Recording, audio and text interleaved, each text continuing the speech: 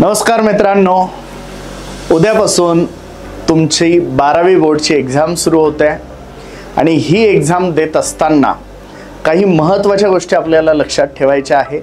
त्यातली सगळ्यात महत्त्वाची गोष्ट म्हणजे तुम्ही 2 वर्ष खूप प्रामाणिकपणे अभ्यास केलेला आहे। बऱ्याचदा मुलं नीट आणि जेईईचं जेव्हा प्रिपरेशन करतात तेव्हा 12वी बोर्डचं किंवा आपण स्टेट बोर्डचं बुक बघण्याकडे दुर्लक्ष करत असतो आणि त्यामुळे एक कुठेतरी मनामध्ये भीती असते की यार आपलं होईल की नाही आणि मग मागच्या 15 दिवसात महिन्याभरामध्ये आपण बोर्डचं प्रिपरेशन सुरू केलेलं असतं। पण तरी मित्रांनो, मी तुम्हाला सांगतो की तुम्ही खूप छान प्रिपरेशन केलेलं असतं नीटसाठी म्हणा किंवा जेईईसाठी, आणि तेच पॉइंट्स तुमच्या इकडे फिजिक्स, केमिस्ट्री, मॅथ्स, बायोमध्ये असतात।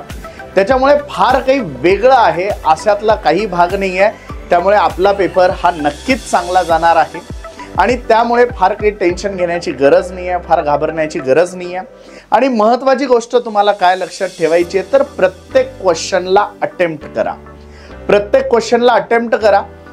तुम्हाला एखाद्या क्वेश्चनच्या बाबतीबाबत फार काही तुम्ही एक्सपर्ट म्हणजे फार चांगलं उत्तर तुम्हाला कदाचित येत नसेल, पण तुम्हाला जेवढं येतं तेवढंही तुम्ही लिहिलं तरी सुद्धा त्यातले काही ना काही मार्क आपल्याला मिळत असतात।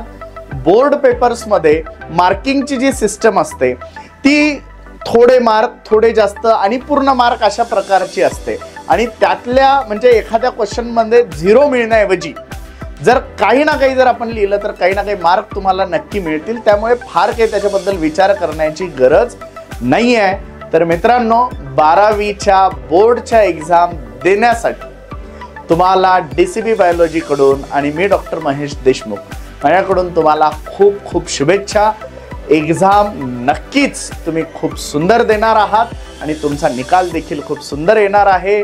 खूप खूप शुभेच्छा पुनश्च एकदा, धन्यवाद।